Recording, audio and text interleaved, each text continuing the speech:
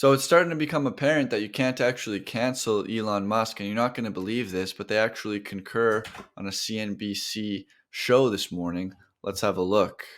Since we were just talking about X and whether it's relevant or not, I don't know if you saw our billionaire, another Steve Leeson report yesterday.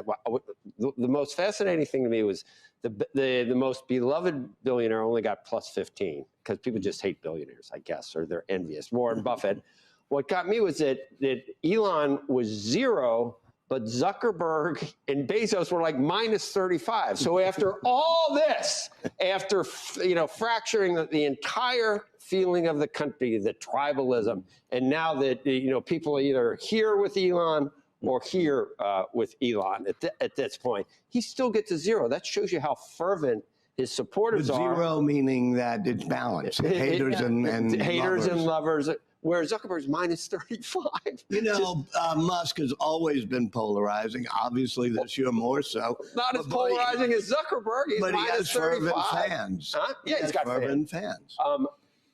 After Andrew's interview and after the Hamas stuff, I think he's too big to fail. That's what I've come up with. He is too big to cancel, isn't he? He's too big to cancel. John Oliver just did this piece on him that was sort of critical, but by the end says the same thing, that this guy is all over our lives. We got to understand him. And that's kind of the point of my book, which is he's all over our lives in all sorts of ways, a fascinating character who's going to enrage you, but he's also going to engage you. You got to figure him out. I'm trying to figure out why he finally gets a pass. And I think it's because even the worst case scenario for Elon, I still understand him. It's just an individual who might have a few flaws, but I don't think he'd really mean anything that would cause him to get canceled. Well, he's always shooting himself in the foot. He's always about to go on the cliff. But we've seen this since 2008, and especially 2018 when he's doing the pedophile tweets. And then when he buys Twitter, it's amplified. I forgot about the pedophile tweets. Man, this is not new. And I must say, after following him for 2.5 years, I'd still say, oh, my God, Twitter is about to go off the cliff. He's going to crash and burn, or this is going to crash and burn. But nobody's as mad at Twitter as they are at Facebook, apparently, and the damage that Facebook has done to kids and everything else, I guess. Is that why Zuckerberg? Yeah, I think the kids' problem is there with Facebook. But Bezos, Becky says it's just from hanging out on yachts with Lauren Sanchez. I think constantly. Bezos would have rated higher a few years ago. I can't figure out why he has such negatives when people love Amazon. You don't hang around on yachts. No, I'm trying to figure out why would he get such negative ratings, because I think a few years ago he would not have. You know what? I'm not sure I believe all these polls. Okay, before we get into Bezos and Zuckerberg and who's more liked and who's more disliked, can we just take a moment to appreciate the fact that these two hosts on CNBC, I don't have the names off the top of my head, but I've been watching them for a couple of years now. And what Walter Isaacson has done with his biography to bring them around on Elon Musk, and also so many more people. I mean, the fact that he rated a 0, that Elon has as many people that enjoy him and like him as people that hate on him, is pretty astounding. 0 to 35, that's a huge discrepancy between people that appreciate what Elon Musk is doing and people that appreciate what Bezos and Zuckerberg are doing. Now, if you guys have been watching my channel, a few days ago, I argued that you cannot boycott Elon Musk anymore because the ecosystem of his products are becoming so robust that people are not going to be willing to do that. It's the same with Apple products. People were very hesitant to boycott Apple, as they voiced on Twitter after Elon told Disney CEO to go F himself. And so as we move into this next clip, you're going to see something about Blue Origin. Their target market is actually people who are hating on Elon Musk. Let's have a look. Yeah, you're right. They may never catch up to SpaceX when it comes to just raw count of satellites. But I think what Amazon is banking on here is that there's not going to be a single winner. Certainly look in the last year for headlines about folks who want to reduce their reliance on Starlink or SpaceX or just Elon Musk, broadly speaking. So I think Amazon, though they haven't put this in the marketing materials, they're likely to get a whole lot of mileage out of the fact that they're just not an Elon Musk company. There's an alternative out there. If Amazon does its job in the next couple of years, that'll be available around the globe. Look, if you want to hate on Elon Musk and you don't want to buy his products, you're going to have to make some big sacrifices as we move into the 2030s. You're going to have to forego having a humanoid robot around your house to help you out. You're going to have to forego having a humanoid robot to work as an employee if you own a business, especially in the industrial sector. It's going to be extremely helpful, going to save employers a lot of money. You're going to have to forego having clean and sustainable energy that you're not, if you're going to have to rely on the grid and the grid's going to go down. Whereas you could have a power wall to power your home, you're going to have to forego more affordable, higher performance electric vehicles. The list goes on. You guys get the point. And it's funny about this that they're targeting Musk haters because, Bezos isn't even as liked as Elon. But the funny thing about that poll is that while Bezos is less liked, Elon probably actually does have a lot more haters than Bezos just because he's a lot more popular. But with that, he also has a lot more people that enjoy him. But Dan Ives just raised his price target to $310. So we need to talk about that. We're talking Tesla. Shares are up about 107% so far this year. Kev, Dan Ives, the Uber bull that we have on the network occasionally, put a price target of $350 on this from $310, says it could get to $1 trillion market cap in 2024. He's still bullish, but he's always bullish on Tesla. It's the question is for Tesla this year, and it's one of the Magnificent Seven. It's one of the charter members, so it's in the play with all these other names. But what's the demand for EVs going to be, right?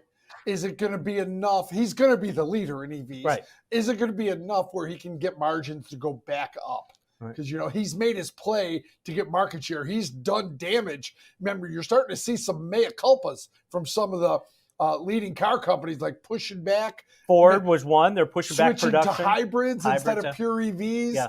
They're doing other things. So, but, what's the self-driving software going to be? Remember, that's $12,000 a car for self-driving, and people are paying it.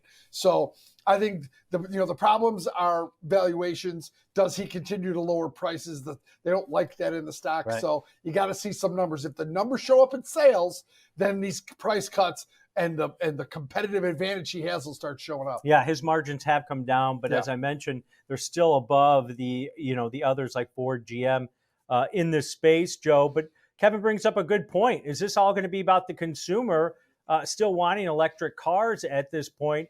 Or, are they going to run out of money where they actually can't buy new cars? Is that going to be maybe a theme in 2024? Your thoughts here, Joe? I mean, it's a theme in 2024 for all the durable goods, right? I mean, the last print looked good today, but, it's something we have to kind of keep an eye on going forward. So, yeah, it's a story for Tesla, but it's a story for all the automakers. The only difference is Tesla gets a monster multiple where the other ones don't. I mean, that's the bottom line, right? Because of their first mover multiple that they get. It's going to be an interesting story. Dan Ives, as you mentioned, his call for the upside.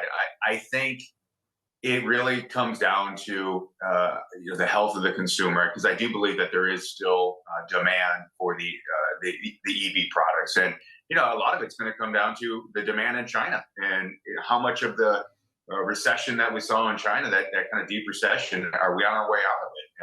Right now Tesla's already starting to raise prices in China, and they've seen some steady demand in this region. I think that they've kind of taken the steps that they needed to kind of squash competition here with the price cuts. And, now we got in an area where you talked about those margins, right? Gross margins, they did decline from 27% in June 22 down to 19% in October of this year. So, they pushed them down, they squeezed out competition, and can they stabilize prices at these levels? And then kind of get back into that above 20% gross margins. I think if they can do that, and if that's the story for 2024, then the company and the shares could do very well. Yeah, and I like the point that Kevin brought up, licensing, right? Full self-driving, that's going to be a product they're going to be able to license. They're already getting all the other OEMs to get on their supercharger network also. Yeah. So maybe, those are high margin businesses. Can you imagine if you told Ford and General Motors and Stellantis 19% margins? They'd be like, oh my God, they love 19% margins. I love that they discuss that last point, because these networks, they don't discuss it very often. The software is the bigger story for Tesla. Everyone wants to talk about margins. Have they bottomed?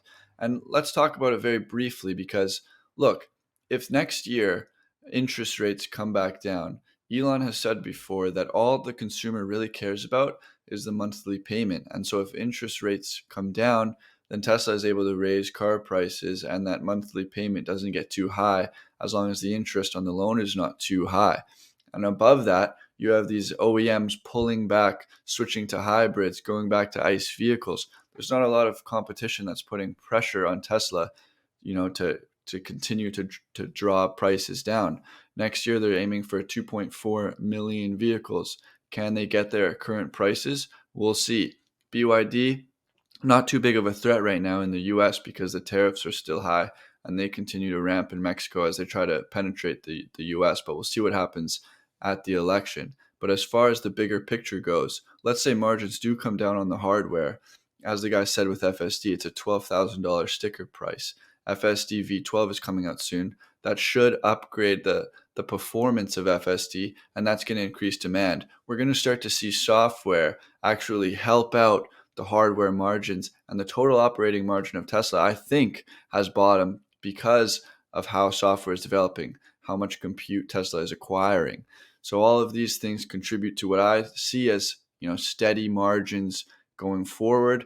I'm really, really excited for 2024. I'm going on holiday with family this week, but I plan to spend some time thinking about what I'm most excited about in 2024 and making a quick video for you guys. So I hope you enjoyed today's video, and I'll talk to you guys soon.